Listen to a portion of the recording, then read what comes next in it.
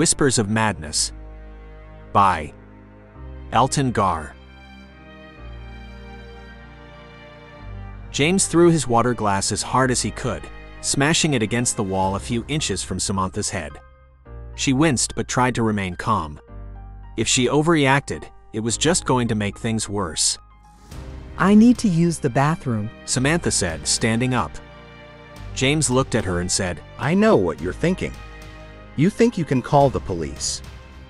That was, of course, exactly what she was thinking. James was acting irrationally, and she needed to get away from him. More importantly, she needed to get him help before he hurt someone. I'm just feeling ill. I'll leave my phone here, Samantha said, and she walked past James towards the living room. When she neared the front door, she glanced back at him. He was watching her, his blue eyes showing a viciousness she hadn't believed it was possible for them to hold. She considered for a moment locking herself in the bathroom, but she couldn't afford to wait. James still had some small measure of self-control, and she needed to take advantage before the scifids took over entirely, so she opened the door and ran. As soon as she was outside of the house, she yelled. There were 7 other houses on this block, and she knew the people who lived in all of them. She hoped one of them might help, but she didn't expect anything except that at least one of them would call the police. She had fled without her keys, phone, or even her shoes, so she couldn't do much but run up the street, putting as much distance between herself and James as she could. And when she glanced back at her husband, he was still standing in the doorway watching her. He was still in enough control to not chase her, but she had little doubt he would, or that he could catch her. James had always been faster than her, and a scifi's infection caused massive production of adrenaline, which would give him even more of an edge. Several lights came on as she ran down the street, but no one came outside. She couldn't blame them. She was screaming and running down the street. That could only mean that she was running from someone with scifids or had it herself. Either way, no one wanted to get involved, because the only thing more terrifying than dealing with someone who had scifids disease was being infected yourself and going temporarily insane. Still, people would do what they could, and she knew someone had already called the police. She only needed to find some place safe to hide until they arrived. But she had little time. James had stepped outside and was now running towards her, and what little control he had was gone. What was worse, she was getting angry about the situation. Not that anger was the wrong emotion. A virus had infected her husband and was driving him to violent insanity, and no one was helping. But she also knew that whoever had infected him had probably infected her too. But there was no time for anger, so she did what she needed to survive. She ran until she saw a treehouse with a rope ladder hanging down in one of her neighbor's backyards. She scrambled up the ladder as her husband grabbed for her feet, but she kicked him twice, knocking him off the ladder. He continued to climb up after her, but while he was far stronger than her, she had the height advantage. She knocked him down, then pulled the ladder inside. Once the ladder was inside the treehouse, she looked down to see if James had been hurt. She didn't see any real damage, though in a few days when the scifids had run his course, he would have some uncomfortable bruises. A few minutes later, she saw the flashing red and blue lights of the police, and 4 large men with riot gear covering them from head to toe, along with doctors' masks and thick plastic gloves, got out. James bit, clawed, punched, and kicked at the men who carefully and deliberately forced him to the ground and then put him in a straitjacket. They then placed a mask over his face so he couldn't bite anyone, and then forced him into a padded box at the back of the truck so that he couldn't hurt himself.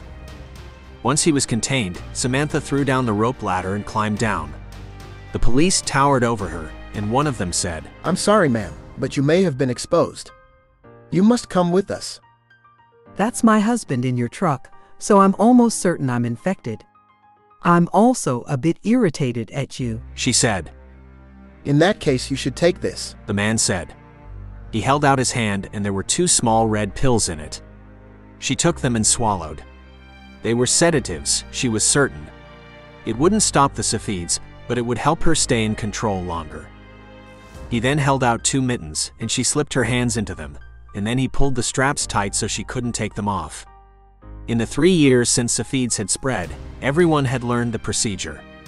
The mittens would make it harder for her to hurt anyone, including herself. She then climbed into the small seating area between two of the guards. As she waited, she considered how to escape. It wouldn't be easy. They were well trained, but their training was how to deal with people who were out of their mind with rage. She was still calm, and if she stayed that way, she could surprise them. But trying anything would only make this more difficult, so she focused on the small blue dot on the seat in front of her, designed to help anyone with scifids remain calm. Focus and the color blue both seemed to help, though no one understood why. It took about 20 minutes to reach the holding area. It was a large gray building that had been an office building in a better time. But you couldn't fill the hospitals with violent, insane people and still function as hospitals, so they had created this place and thousands more like it across the world.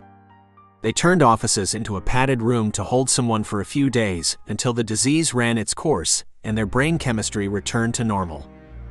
They took James inside first. They needed to control the person who they thought of as dangerous.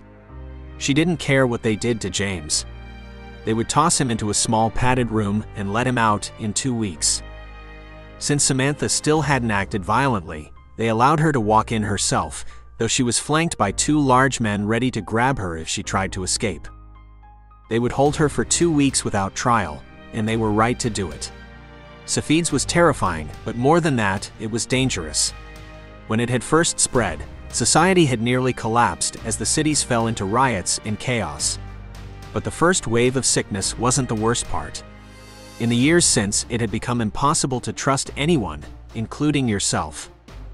Every time you felt angry, you had to question if it was scifids or simply normal frustration. People would handcuff themselves to the wall or lock a loved one in the bedroom and call the police just because they had a disagreement. But society had adapted.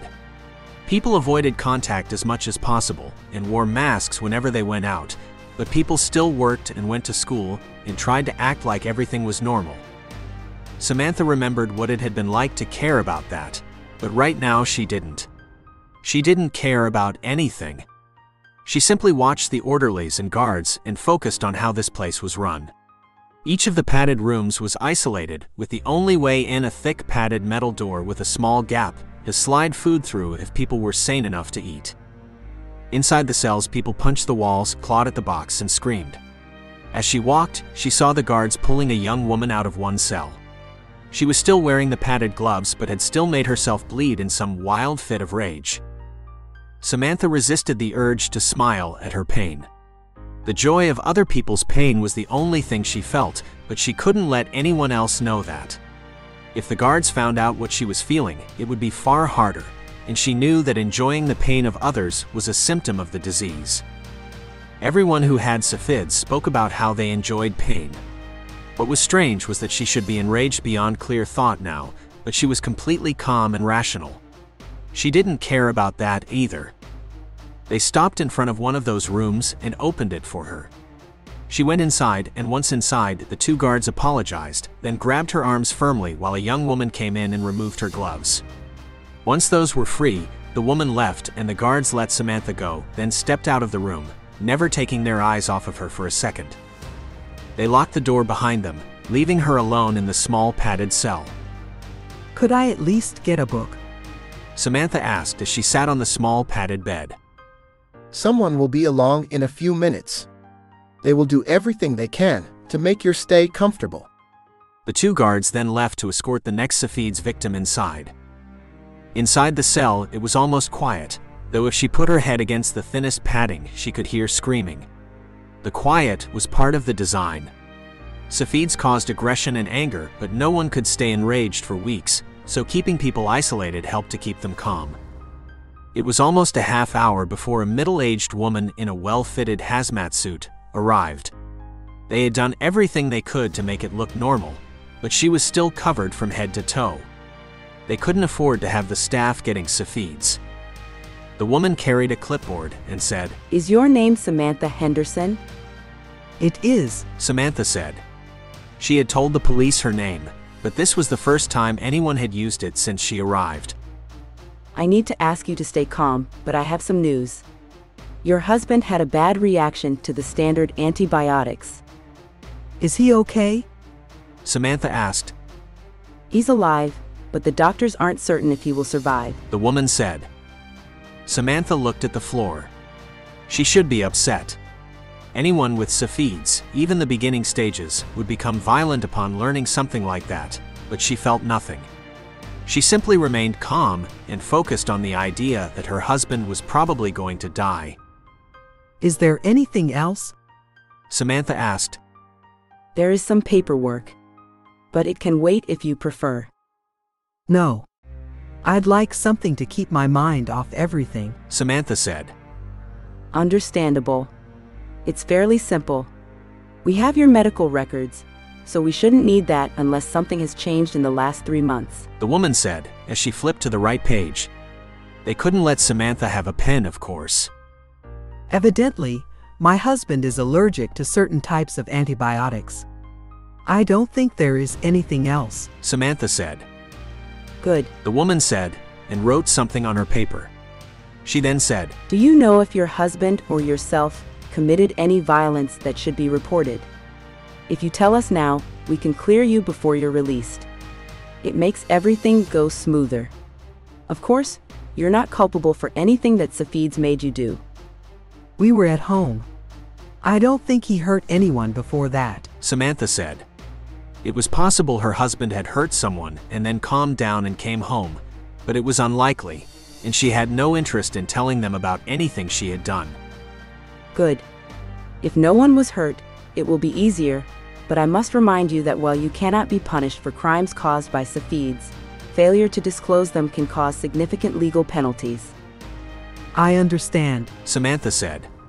There would also be a minor investigation to determine if she had taken the legally required precautions against scifids, but everyone knew that even if you did everything right, you could still get sick, so the investigation was rudimentary.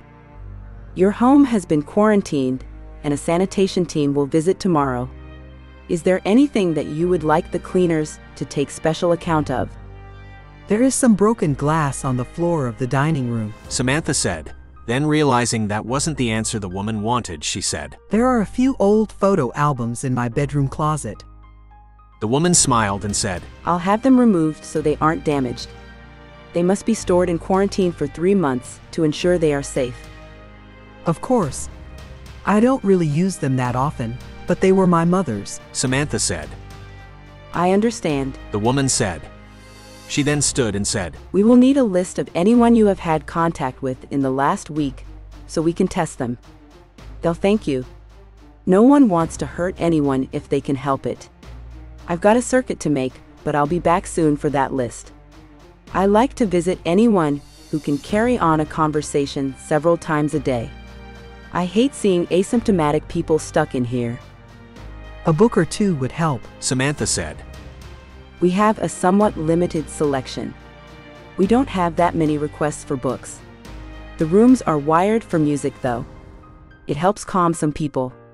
Most of it is soothing, but if you have a request, I can find it. Nothing for now, but I'll think about it, Samantha said. She remembered liking music, but she couldn't remember why. The rest of the day went smoothly.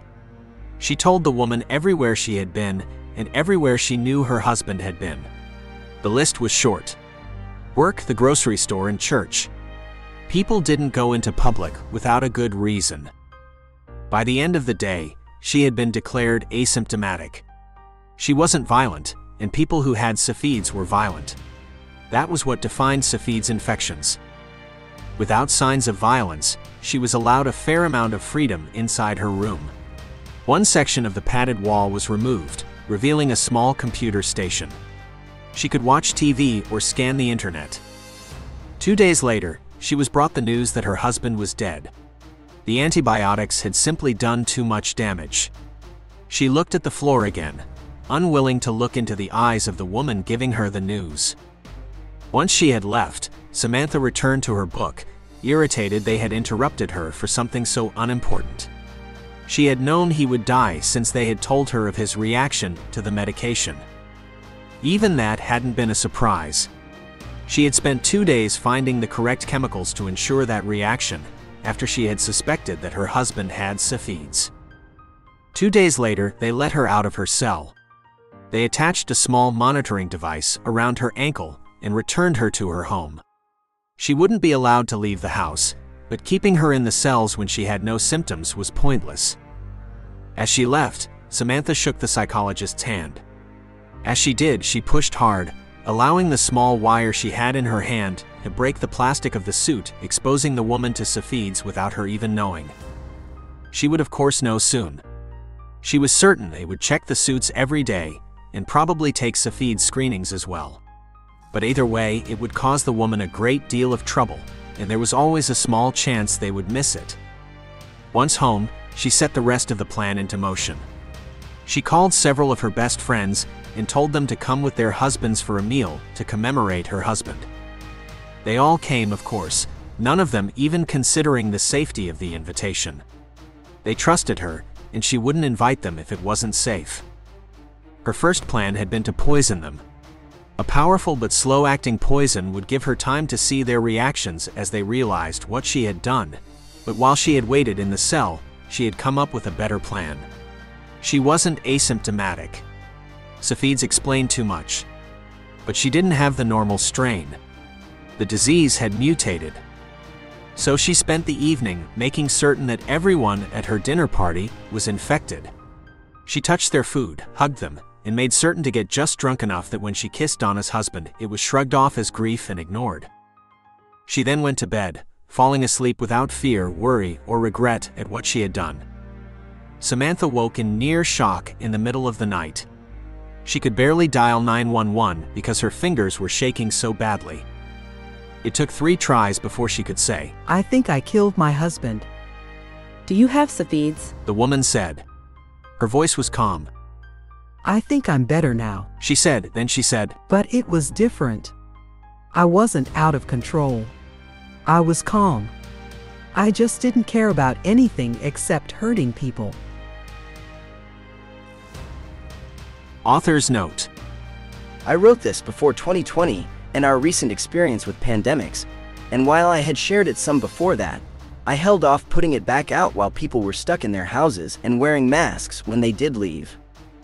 This is, of course, a very different type of sickness, one that attacks the mind rather than the body. But I still think it's an interesting story about how humans would react to people temporarily acting in ways that are out of character. And there is a lot more that could be explored in the fallout. I hope you enjoyed this story. If you did, you can sign up for my newsletter at scifi.com and get a free story every week, or you can sign up at patreon.com/Elton at any level and get access to over 30 patron exclusive stories. Thank you. Elton Gar.